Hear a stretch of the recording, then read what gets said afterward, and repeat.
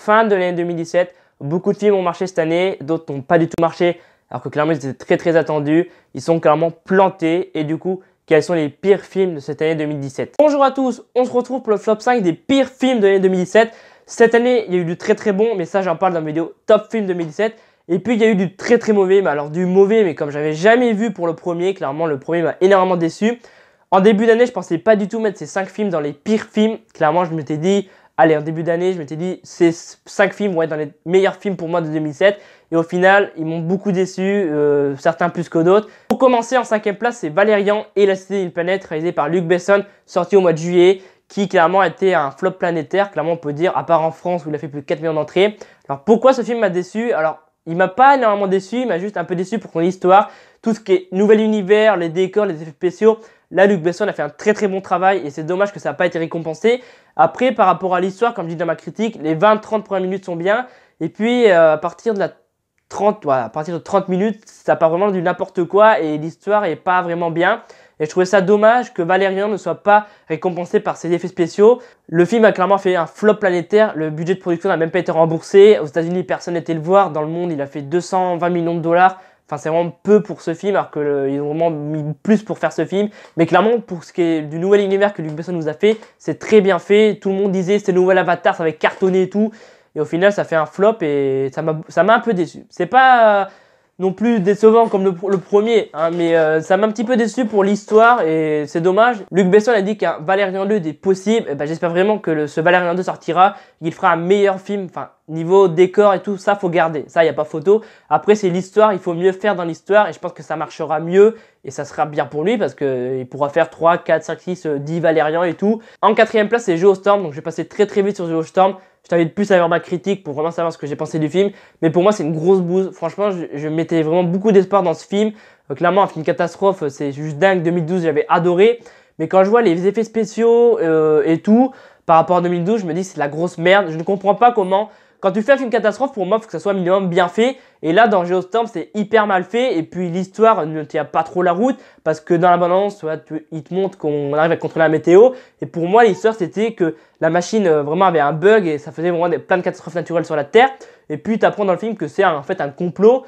Et j'ai trouvé ça un peu ridicule. Clairement, on va pas se mentir, je trouvais ça un peu ridicule. Et puis, comme je disais avant, j'ai trouvé les effets spéciaux vraiment nul à chier. Je trouvais ça ridicule pour un film catastrophe. Alors que 2012, sorti en 2009, clairement, ça avait cartonné parce que voilà, il était hyper bien, il était bien réalisé. Et puis, les effets spéciaux étaient très bien faits.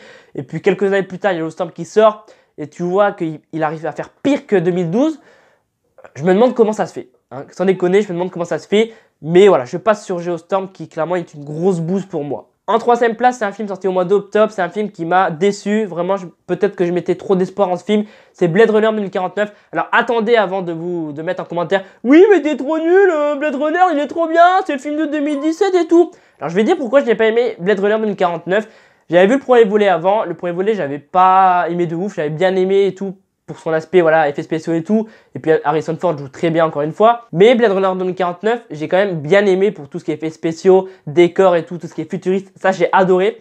Après, je trouvais que c'était vraiment trop long. J'étais vraiment dans la salle, sur mon siège comme ça. Et puis, je faisais que gesticuler comme ça à un moment donné. La première heure, ça allait. Mais la dernière heure, j'étais là en train... J'ai dit que ça se finit, j'en ai marre et tout. Vraiment, j'en avais marre. J'avais pas non plus quitté la salle parce que c'est quand même un film à voir. C'est un film qui va devenir culte dans les prochaines années, comme le premier, voilà, Blade Runner avec Harrison Ford. Mais oui, clairement, c'est un film à voir. Après, je trouvais le film vraiment beaucoup trop long et je trouvais que l'histoire était un peu lente à certains moments. Je vais pas dire que c'est le film le plus nul de 2017. Clairement, j'ai vu des films en 2017 encore plus nuls que ça. Mais clairement, oui, j'ai été déçu par Blade Runner 2049. Mais ça reste quand même un film à voir. Si vous ne l'avez pas encore vu, clairement, regardez-le. Ça reste quand même au moins une fois. Au moins, regardez-le une fois pour son aspect futuriste, effets spéciaux, décors et tout. Ça, il n'y a pas photo, il faut regarder au moins une fois. Mais ouais, un petit peu déçu pour Blade Runner. En 2e place de ce classement flop 2017, c'est une saga pour moi qui s'épuise et je pense pas qu'il verra un 6e volet. C'est Transformers The Last Knight sorti au mois de juin. C'est un film qui m'a pas du tout marqué. Clairement, il m'a vraiment fait chier parce que les deux premiers étaient très bien, tu vois, avec Megan Fox et Sam Witwicky, c'est Shia LaBeouf et Megan Fox étaient dans les deux premiers volets. Et ça marchait énormément. À partir du 3, ils ont enlevé Megan Fox. Et dans le 4, ils ont enlevé Shia LaBeouf. Et je pense que le wagon Transformer clairement je dis le wagon Transformer a déraillé au niveau du 3 quand ils ont enlevé Megan Fox et vraiment il a vraiment déraillé mais complètement, il a complètement déraillé je pense au niveau du 4 quand ils ont enlevé Shia LaBeouf.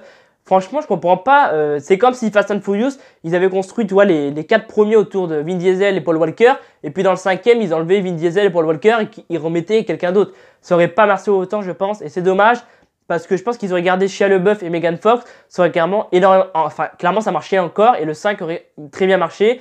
Et ouais clairement c'est une saga qui clairement s'épuise et je pense qu'il n'y aurait pas de 6ème volet. Et je trouvais le film ridicule parce que dans Fast and Furious 8 en fait on a Dom qui était du côté des méchants parce que il y avait une méchante qui possédait son enfant. Et puis là Transformer il y a Optimus Prime qui pareil se fait contrôler par une méchante. Et je trouvais que bah ils s'étaient tous réunis autour d'une table tu vois en mode comme ça. Et puis, t'avais Fast and Furious d'un côté, et puis les scénaristes de Transformers de l'autre côté, et puis ils se parlaient, ils se disent « Ah bah nous on va faire pareil, tiens, Transformers, on va le mettre des côtés des méchants, parce qu'il y a une meuf qui la possède et tout, qui contrôle son esprit et tout, parce qu'elle a un truc qu'il lui faut. » Transformers, pour moi, est le pire film de la saga, si on les connaît. Les 2 premiers étaient très bien, le 3e était moyen. On va pas se mentir, le 4 était clairement nul à chier, on va pas se mentir. Et puis le 5, ils ont fait une grosse merde, sans déconner, c'est ridicule. Je sais que l'année prochaine, il y a un spin-off sur Bumblebee qui sort, donc le film s'appellera Bumblebee. L'héroïne principale, c'est Hailey Steinfeld, j'aime beaucoup cette actrice, cette chanteuse.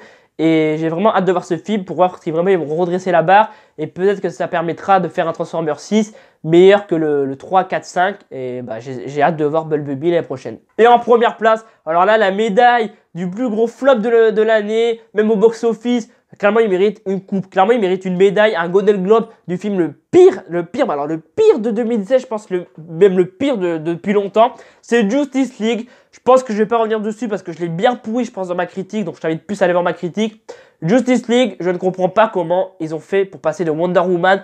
Et en quelques mois, ils ont passé à cette grosse bouse de Justice League. J'ai trouvé vraiment peu de points positifs. Comme j'ai dit dans ma critique, vraiment le film est nul. Superman revient à la vie d'une manière ridicule. Enfin, je vais pas reparler de Justice League, j'allais dire Batman de Superman. Non, Batman de Superman est largement meilleur que Justice League.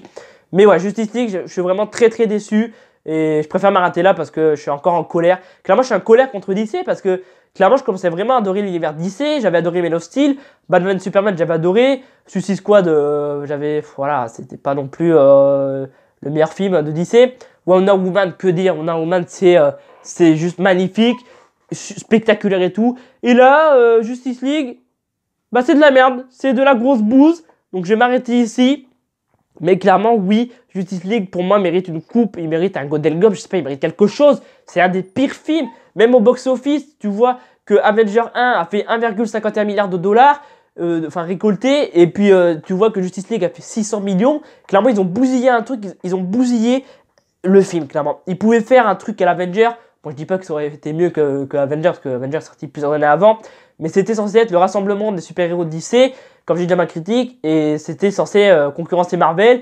Et quand tu vois que voilà, là il est rendu à pratiquement 700 millions de dollars Justice League et que les 2 Avengers ont fait plus de 1 milliard de dollars, c'est un peu ridicule pour DC et bah, j'espère vraiment qu'ils vont un peu réagir. J'ai vu que les prochaines il y aura juste Aquaman et bah franchement c'est très bien pour eux. Je préfère juste qu'ils fassent Aquaman et franchement il y a un bon film que se concentrer sur plusieurs films et qu'au final ils font de la merde. Toi, ils sont vraiment concentrés sur Wonder Woman. Et Justice League, tu sens que ils n'étaient pas vraiment concentrés dessus. Alors que Marvel, vraiment, ils font plusieurs films et ils font vraiment de très bons films. Alors après, chez Marvel, il y a des films qui sont moins bons que certains. Mais tous les Marvel sont très bons. Mais là, DC, pour l'instant, DC Universe, tu as eu Man of Steel, Batman Superman, Suicide Squad, Wonder Woman et Batman Superman et Justice League. Pour l'instant, les seuls qui sont bien, c'est Man of Steel, Batman v Superman et Wonder Woman. Pour moi, Suicide Squad et Justice League, ils n'existent même pas. Ils n'ont jamais fait partie de ce DC Universe. C'est vraiment ridicule. Donc oui, extrêmement déçu par Justice League. Vraiment, je mettais beaucoup d'espoir dans ce film. Quand j'ai vu la bande-annonce, je me suis dit, ah c'est cool, enfin le rassemblement des super-héros DC. Et puis, je suis sorti de la salle en mode, oui, non, mais non. Non, voilà. Je pense que je vais m'arrêter ici parce que je suis vraiment extrêmement déçu. Voilà, tous ces films, ces 5 films m'ont déçu, mais Justice League encore plus. Mais les 4 autres d'avant, Valérian, ça passe, m'a pas trop déçu. C'est plus l'histoire qui m'a déçu. Blade Runner 2049, c'est quand même un bon film, mais il m'a un petit peu déçu. Et puis après, Geostorm, n'en parlons pas. Geostorm et Justice League, n'en parlons pas. Et puis après, Transformers, pareil, n'en parlons pas. Vraiment, les deux qui m'ont le moins déçu, c'est Valérian et Blade Runner, mais ils m'ont quand même un peu déçu. C'est la fin de la vidéo. N'hésite pas à me dire en commentaire quels sont les 5 pires films de 2017 pour toi. Tu peux aussi aller me suivre sur les réseaux sociaux. Tout s'affiche à la fin de la vidéo. Et tu peux aussi t'abonner à ma chaîne YouTube en cliquant sur le logo juste ici. Et moi, je vous dis à bientôt pour une nouvelle vidéo. C'était Alban F. Salut à tous! On fait du rap avec n'importe quel mot. Tu prends ta claque en 2 minutes chrono. C'est qui? Squeezie, Oli, Big Flow. Quand on débarque, ouvre le dico. On fait du rap avec n'importe